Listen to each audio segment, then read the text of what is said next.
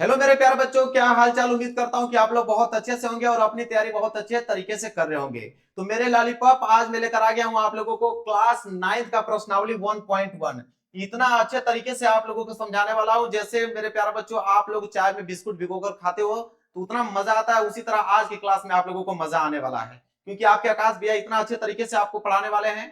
क्योंकि आज की इस वीडियो को देखने के बाद आप इतना ज्यादा अच्छा फील करोगे मैथ को लेकर कि आपको क्या ही बताया जाए। तो मेरे प्यारे बच्चों एक लाइक कर देना और चैनल पर हो तो चैनल को जरूर सब्सक्राइब कर लेना और एक कॉपी और पेन लेकर बैठना मेरे क्लास में, क्योंकि 9th का पूरा मैथ पढ़ाऊंगा और उसका पूरा का पूरा नोट्स आपके पास होना चाहिए। पूरा डिटेल में आपको एक एक पॉइंट का नोट्स बनाते चलना है और क्लास 9th का जो मैथ है पूरा का पूरा मैं कवर कराने वाला हूं। तो मेरे प्यारों चाहिए प्रश्नावली 1.1 आप देख सकते हो। यह है आपके आकाश भैया। आज से यह चेहरा आप लोग पहचान लो और ये चेहरा आपको हमेशा याद रहेगा आज की क्लास देखने के बाद। तो मेरे प्यारों जो सबसे पहले हम बात करेंगे प्रश्न संख्या पहले की तरफ। देखिए प्रश्नावली 1.1 का ये क्वेश्चन नंबर जो है मेरे प्यारे बच्चों वो फर्स्ट है। क्वेश्चन नंबर फर्स्ट, थोड़ा मैं कलर ले लेता हूं ताकि अच्छा से आप लोगों को समझ में आए। तो पहला प्रश्न आप देख सकते हो। पहला प्रश्न यह है कि क्या शून्य एक परिमेय संख्या है? क्या इसे आप पी बटे क्यू के रूप में लिख सकते हैं जहां पी और क्यू पूर्णांक है और क्यू जो है जीरो के बराबर नहीं है। अब अभी आप लोगों को समझ में नहीं आएगा कि ये क्वेश्चन कह क्या रहा है। ये परिमेय संख्या क्या होती है, अपरिमेय संख्या क्या होता है, प्राकृतिक संख्या क्या होता है, पूर्ण संख्या क्या होता है, इंटीजर क्या होता है, इसके बारे में आप लोगों को अभी जानकारी नहीं है। कुछ बच्चों को जानकारी भी है। तो हमें तो सबको लेकर चलना है। तो प्रॉपर नोट्स बनाने के लिए हो जाइए तैयार। पहले कुछ नंबरों के बारे में जानकारी प्राप्त कर लेते हैं, इसके बाद इस क्वेश्चन को हम लोग सॉल्व करेंगे। तो मैं एक यहाँ पे पेज ले लेता हूं, खाली पेज। इसमें मैं आप लोगों को संख्याओं के बारे में सिखाऊंगा, समझाऊंगा। इसके बाद मैं प्रश्नावली को स्टार्ट करूंगा। तो सबसे अगर हम बात करें संख्या पद्धति के बारे में, तो पहला जो नंबर आप लोगों को याद करना है, अच्छे तरीके से दिमाग में अपने फिट कर लेना, वह है आपका प्राकृत संख्या। क्या है? प्राकृत संख्या। अब इसको नोट्स आप लोगों को मेरे प्यारे बच्चों आप लोगों को बनाना है। क्या बनाना है? नोट्स। एक प्रॉपर बेहतरीन नोट्स आप लोगों को बनाना है ताकि आप लोग इसको अच्छे तरीके से रिकवर कर पाए एग्जाम टाइम तक का। तो मेरे प्यारे बच्चों देखिए, यह हो गया आपका प्राकृत संख्या। प्राकृत संख्या को हम लोग इंग्लिश में क्या कहते हैं? तो प्राकृत संख्या को इंग्लिश में कहते हैं whole number, sorry natural number. क्या बोलते हैं? नेचुरल नंबर बोलते हैं मेरे प्यारे बच्चों। प्राकृत संख्या को क्या बोलते हैं? Natural number. यहां पे लिखेंगे नेचुरल नंबर। ये क्या हो रहा है भाई? ठीक है, नोट कीजिए। Natural number, natural numbers. ठीक है, दिख रहा अच्छे तरीके से। प्राकृत संख्या को क्या बोलते हैं? नेचुरल नंबर बोलते हैं। अब मेरे प्यारे बच्चों नेचुरल नंबर होता क्या है उसके बारे में देखते हैं हम लोग। प्राकृतिक संख्या मतलब नेचुरल नंबर, उसका मतलब यह है कि गिनने वाली संख्या। जो संख्या हम लोग गिनते हैं उसे बोलते हैं नेचुरल नंबर। गिनने का मतलब आप क्या समझते हो? जैसे अपने रूम में आप स्टडी कर रहे हो, मान लीजिए कि आपके रूम में कम से कम 10-20 यहाँ पे सामग्री है। तो उसको अगर मैं कहूंगा कि काउंट करके बताओ कि कितनी सामग्री तुम्हारे रूम में है, तो आप स्टार्ट कहां से करोगे? आप कहोगे 1 2 3 4 5, ऐसे ही स्टार्ट करोगे ना। स्टार्ट कहां से करोगे? 1 से करोगे। मतलब प्राकृतिक संख्या मतलब होता है गिनने वाली संख्या, जो कि कहां से स्टार्ट होती है? 1 से। तो ये हो जाएगा आपका 1, 1 की बाद हो जाएगा 2, 2 की बाद 3, 3 की बाद 4, 4 की बाद 5, फिर कहां तक चलता जाएगा उसका कोई ठिकाना नहीं है। गिनिए लाखों करोड़ों अरबों खरबों तक। मतलब इसको हम लोग कह देते हैं अनंत तक। मतलब 1 से तो स्टार्ट होती है, खत्म होती है अनंत तक। अगर आपसे कोई ये पूछे कि सबसे छोटी प्राकृतिक संख्या बताओ, तो आप कहोगे सबसे छोटी प्राकृतिक संख्या 1 होती है। ठीक है, कोई अगर आपसे पूछे कि सबसे छोटी प्राकृतिक संख्या क्या है, तो आप कहोगे 1।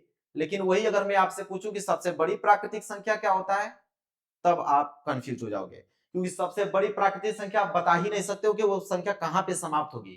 तो इसलिए अगर आपसे कोई पूछे कि सबसे बड़ी प्राकृतिक संख्या, तो आप कह दो कि अनंत होती है, उसका कोई ठिकाना ही नहीं होता है। तो यह होता है प्राकृतिक संख्या। समझ में आ गया आप लोगों को?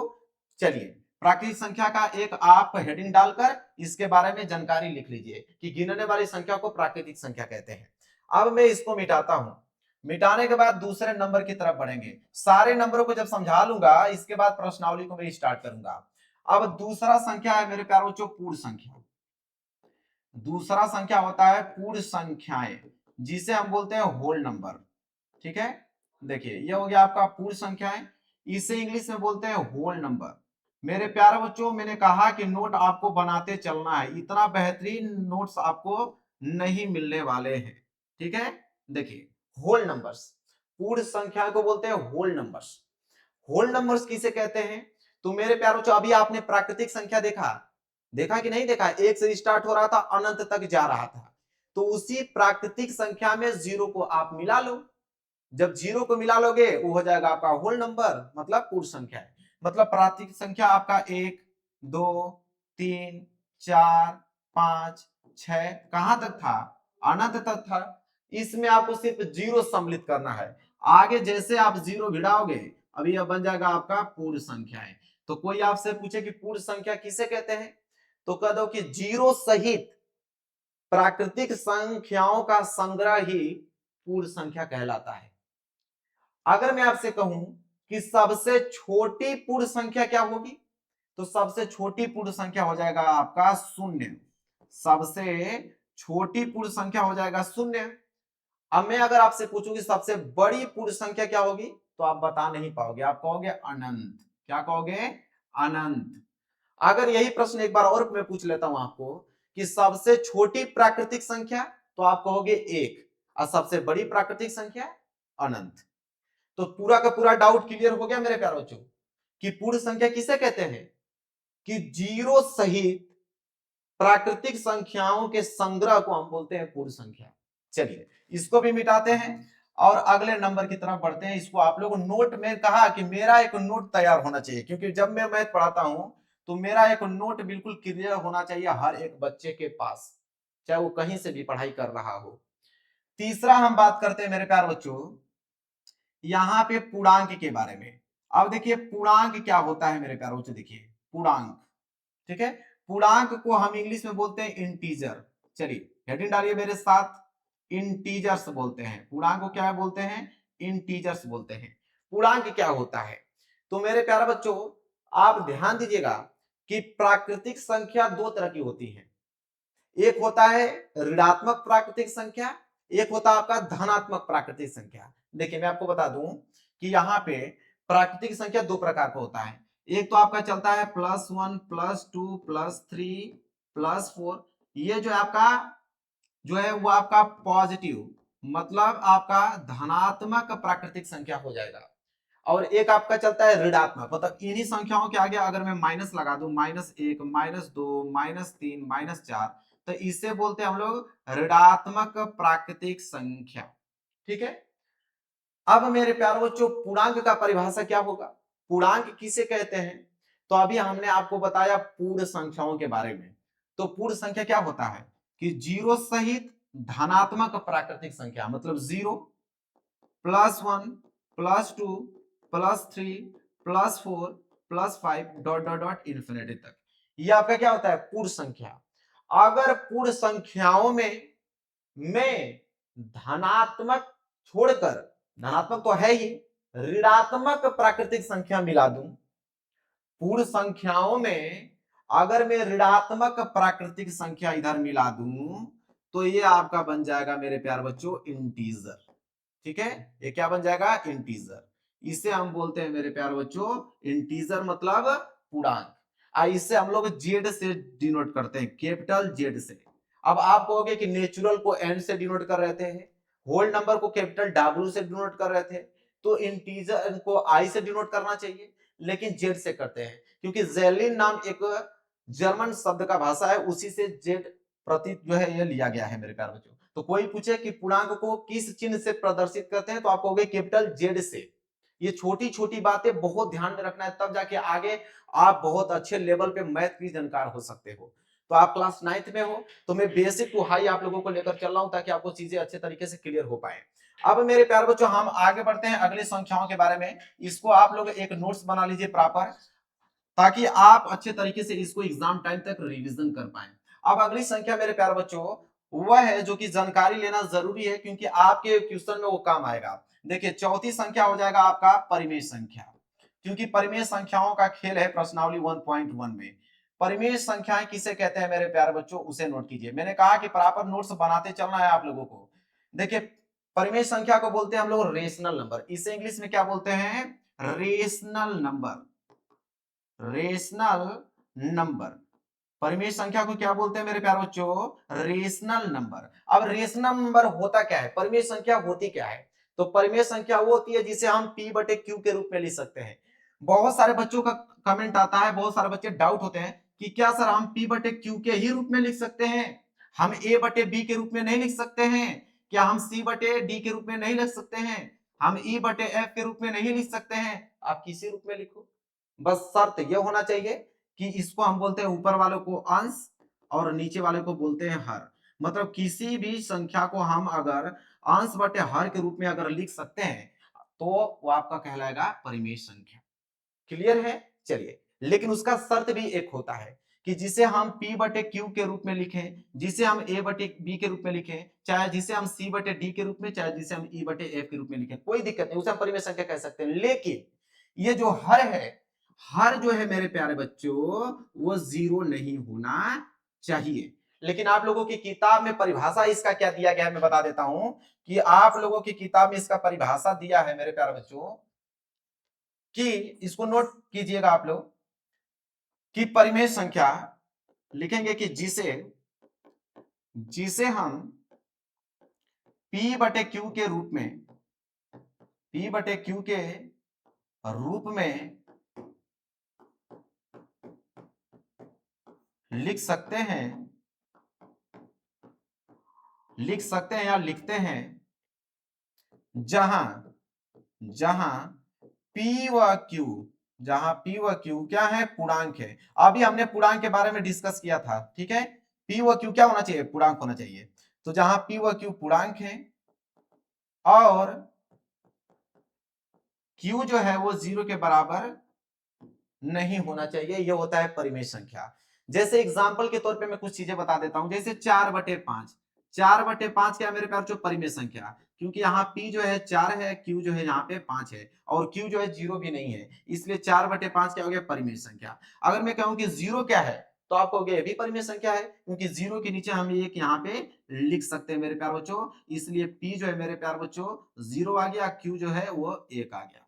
क्लियर है? लेकिन मैं कहूं कि 8/0 बचाइए कि क्या है? परिमेय संख्या, तो आप कहोगे बिल्कुल नहीं है, क्योंकि p यहाँ पे 8 हो रहा है, q यहाँ पे 0 हो रहा है, तो p बटे q के रूप में तो लिख ही ले रहे हैं, लेकिन q जो है 0 आ गया।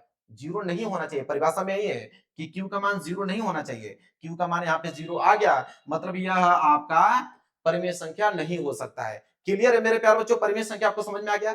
इसी तरह अगर मैं कहूं कि -8/7, तो ये भी आपका परिमेय संख्या है, क्योंकि इसे p बटे q के रूप में हमने लिख दिया। अब इतना डिटेल में कोई नहीं बताएगा, इतना बहुत है आप लोगों के लिए। अब मेरे प्यारे बच्चों हम लोग क्या करेंगे, आगे बढ़ेंगे क्वेश्चन की तरफ। और हम बात करें परिमेय संख्या, तो हमने बता दिया। अपरिमेय किसे कहते हैं? जिसे हम p बटे q के रूप में नहीं लिख सकते हैं। अपरिमेय संख्याओं के बारे में डिटेल में डिस्कस करूंगा प्रश्नावली 1.2 जब पढ़ाऊंगा, तो उसमें उसका काम है। इस प्रश्नावली में परिमेय संख्याओं का काम था। चलिए अब हम क्या करेंगे, क्वेश्चन को स्टार्ट करते हैं। पहला क्वेश्चन यही तो था कि क्या शून्य एक परिमेय संख्या है? क्या इसे आप p बटे q के रूप में लिख सकते हो, जहां p और q पूर्णांक है और q जो है 0 के बराबर नहीं है? अभी हमने आप लोगों को बताया था कि 0 जो है वो परिमेय संख्या है कि नहीं? बिल्कुल है, क्योंकि 0 के नीचे हम ये एक लिख सकते हैं। ठीक है, तो आप इसका उत्तर कैसे लिखोगे कि क्या शून्य एक परिमेय संख्या है? तो आप लिखोगे उत्तर, इसका आप उत्तर लिखिए कि हाँ, लिखोगे कि हाँ शून्य एक, लिखोगे कि हाँ शून्य एक परिमेय संख्या है,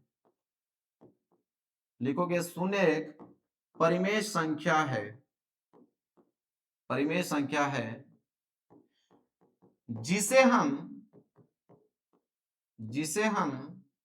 p बटे q के रूप में, जिसे हम p बटे q के रूप में लिख सकते हैं, लिख सकते हैं, लिख सकते हैं।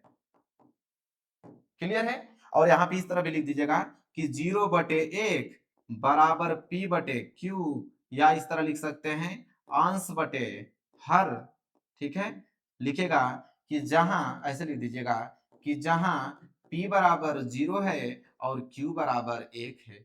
ठीक है, इतना बेहतरीन नोट्स इस तरह आप लोगों को तैयार करना है। तो पहला प्रश्न हो गया कि नहीं क्लियर? इसीलिए मैं कहा हूं कि संख्याओं के बारे में जानकारी लेना बहुत ही ज्यादा कंपलसरी है। आगे बढ़ते हैं, अब देखते हैं दूसरा प्रश्न। यह है प्रश्नावली 1.1 का क्वेश्चन नंबर दूसरा। बोला है कि 3 और 4 के बीच आपको 6 परिमेय संख्याएं ज्ञात करना है।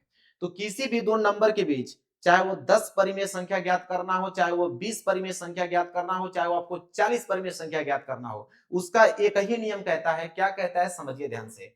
फिलहाल के लिए हमसे पूछा है कि 3 और 4 के बीच हमें 6 परिमेय संख्या ज्ञात करना है। तो जितना परिमेय संख्या ज्ञात करने के लिए बोलेगा ना, उसको लिख लेना। 6 परिमेय संख्या ज्ञात करने के लिए बोला है तो आप 6 लिख लो, और 6 में एक आपको जोड़ देना है। तो 6 में जैसे एक आप जोड़ोगे वो हो जाएगा आपका 7। कितना हो जाएगा? 7। अब 3 इधर लिखो, 4 इधर लिखो। ठीक है, 3 के नीचे हम 1 लिख सकते हैं, बिल्कुल लिख सकते हैं। 4 के नीचे 1 लिख सकते हैं, जी बिल्कुल लिख सकते हैं। अब ये जो टोटल 7 आया है, इस 7 की मल्टीप्लाई ऊपर और नीचे कर दीजिए, इधर भी 7 की मल्टीप्लाई ऊपर और नीचे कर दीजिए। तो चलिए 7 की मल्टीप्लाई ऊपर और नीचे दोनों कर देते हैं, इधर 7 की मल्टीप्लाई ऊपर और नीचे दोनों कर देते हैं। तो ये हो जाएगा 7 त्रिके 21 और नीचे हो जाएगा 7 एकम 7। ये हो जाएगा 7 चौक 28 और 7 एकम 7। अब इसके बीच कितना पूछा है? 6 परिमेय संख्या। तो 21/7 के बाद क्या आता है? 22/7।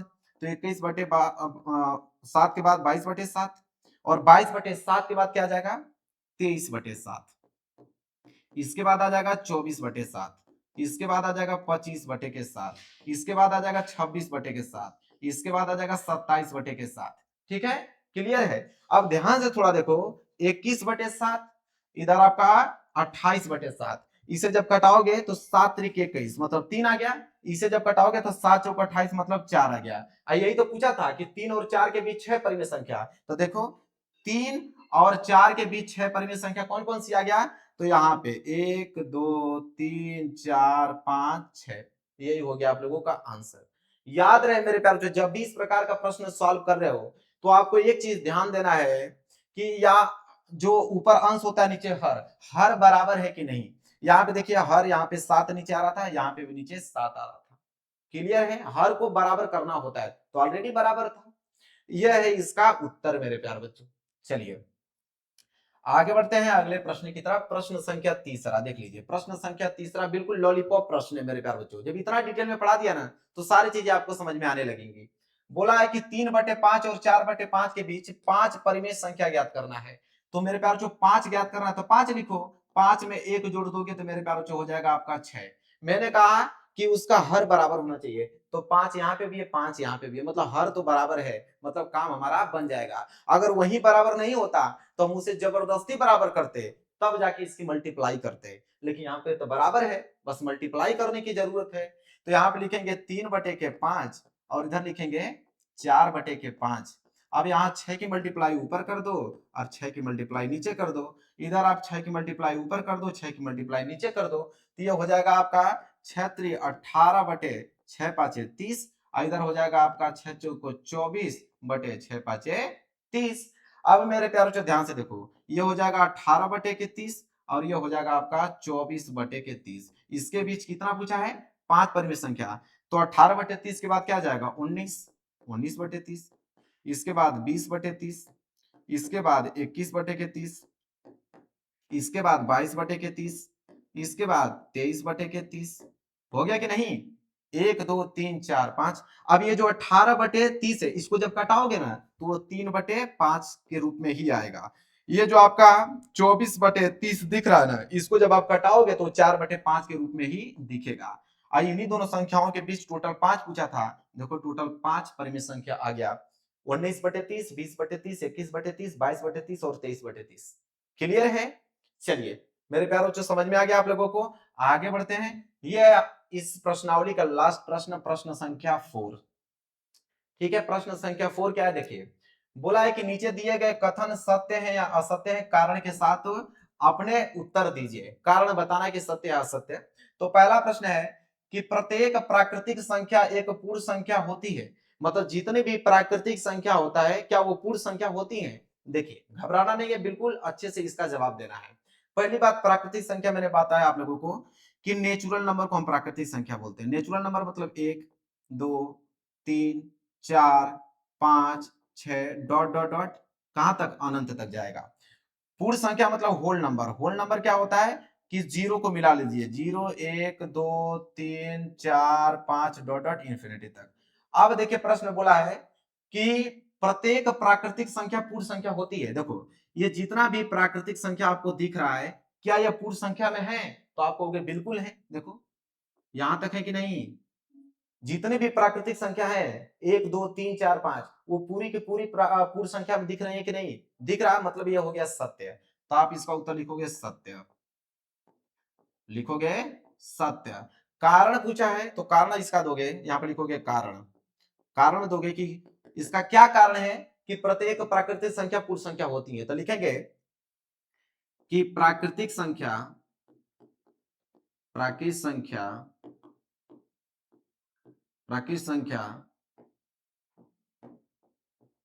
पूर्ण संख्याओं में प्राकृतिक संख्या पूर्ण संख्याओं में सम्मिलित होती हैं, सम्मिलित होती हैं, होती है। मतलब कि बिना प्राकृतिक संख्या का पूर्ण संख्या बन ही नहीं सकता है। यह हो गया उसका कारण। चलिए नोट कर लीजिएगा मेरे प्यारे बच्चों। अब हम बात करेंगे क्वेश्चन नंबर इसके दूसरे की तरफ। ठीक है, इसका क्वेश्चन नंबर दूसरा क्या है उसको देखते हैं। अब क्वेश्चन नंबर दूसरा है कि प्रत्येक पूर्णांक एक पूर्ण संख्या होती है। तो प्रत्येक पूर्णांक मतलब जेड, जेड मतलब यहाँ पे +4 +3 +2, ठीक है। ऐसे चलते चलते इधर हम कर देते हैं, ठीक है, ऐसे करते हैं ताकि आपको समझ में आ पाए। जेड बराबर बीच में आप रखिए 0, 0 के बाद उधर क्या हो जाएगा धनात्मक, मतलब +1 +2 +3 +4 डॉट डॉट कहां तक? अनंत तक। इधर हो जाएगा आपका -1 -2 -3, इधर इस तरह आ जाएगा। तो बोला है कि प्रत्येक पूर्णांक एक पूर्ण संख्या होती है। पूर्ण संख्या मतलब होल नंबर। होल नंबर मतलब यहाँ पे 0 1 2 3 4 5 6 डॉट डॉट अनंत तक। अब आप ही देखिए मेरे प्यारे बच्चों कि जितना भी ये आपका पूर्ण संख्या दिख रहा है ये पूरा का पूरा होल नंबर हो सकता, पूर्णांक हो सकता है। आप ही समझिए कि जितना भी यहाँ पे आपको पूर्ण संख्या दिख रहा है क्या यह इंटीजर हो सकता है? नहीं हो सकता है, क्योंकि यहां तक तो चीजें आपकी सेम है, ये तो मिल सकता है लेकिन यह ऋणात्मक नहीं मिल सकता है। ठीक है, यहां तक तो काम आपका बन जाएगा लेकिन यह ऋणात्मक वाली संख्या है नहीं है, मतलब आप लिखोगे असत्य। क्या लिखोगे? असत्य लिखोगे मेरे प्यारे बच्चों। ठीक है, असत्य लिखने के बाद इसका कारण देना है। तो देखिए कारण में बता देता हूं कि इसका कारण कैसे लिखोगे। इसका कारण देखोगे कि ऐसा क्यों नहीं है तो लिखोगे कारण में इसका लिखोगे कि ऋणात्मक पूर्णांक, लिखोगे कि ऋणात्मक पूर्णांक पूर्ण संख्या नहीं हो सकती। ऋणात्मक पूर्णांक पूर्ण संख्या नहीं हो सकती, नहीं हो सकती, नहीं हो सकती। जैसे में यहां पर लिख दीजिएगा, जैसे में कि -4 -3 -2 -1 यह सब पूर्ण संख्या हो सकता है? नहीं हो सकता है। ऐसे आप लोगों को कारण देना है मेरे प्यारे बच्चों। चलिए इसको भी मिटाते हैं, लास्ट प्रश्न इसका करते हैं तीसरा। देखिए तीसरा क्या है कि बोला है कि प्रत्येक परिमेय संख्या एक पूर्ण संख्या होती है। तो जितनी भी परिमेय संख्या है पूर्ण संख्या हो सकती है। परिमेय संख्या उसे बोलते हैं जिसे हम p/q के रूप में लिख सकते हैं और q जो है 0 के बराबर नहीं होना चाहिए। जैसे में मान लीजिए कि -5 बटे मैंने यहाँ पे 7 लिख लिया, तो -5 बटे 7 परिमेय संख्या तो है, क्या ये पूर्ण संख्या है? नहीं है, क्योंकि पूर्ण संख्या आपको मालूम है कि 0 1 2 3 4 5 6 7 ऐसे होती है और ये आपका -5/7। तो आप लिखोगे कि नहीं असत्य। क्या लिखोगे? कि नहीं, लिखोगे असत्य है। कारण दोगे इसका कि कारण इसका क्या है तो लिखोगे कारण में कि -5/7 एक परिमेय संख्या है, एक परिमेय संख्या है, परिमेय संख्या है, लेकिन लिखोगे लेकिन पूर्ण संख्या नहीं है, लेकिन पूर्ण संख्या नहीं है, लेकिन पूर्ण संख्या नहीं है। ठीक है मेरे प्यारे बच्चों, समाप्त हो गया। यहाँ प्रश्नावली 1.1 जो है बिल्कुल डिटेल तरीके से मैंने आप लोगों को समझा दिया। वीडियो कैसा लगा मेरे प्यारे बच्चों? वीडियो पसंद आए तो वीडियो को जरूर लाइक कीजिएगा, चैनल पर हो तो चैनल को जरूर सब्सक्राइब कर लीजिएगा, और इस आकाश भैया का जो चेहरा है उसको ध्यान से पढ़ लीजिएगा कि यही आकाश भैया है जो कि क्लास 9 के पूरा डिटेल में मैथ पढ़ाने वाले हैं। तो मेरे प्यारे बच्चों एक बात और कहना चाहूंगा कि मेरा डिटेल में नोट्स तैयार होना चाहिए। किसी का तैयार कीजिए या ना कीजिए, लेकिन मेरा खुद का पर्सनल जो नोट्स मैं बता रहा हूं पूरा का पूरा नोट्स आपके घर में उपस्थित होना चाहिए। चलिए मिलेंगे नेक्स्ट वीडियो में, तब तक के लिए धन्यवाद।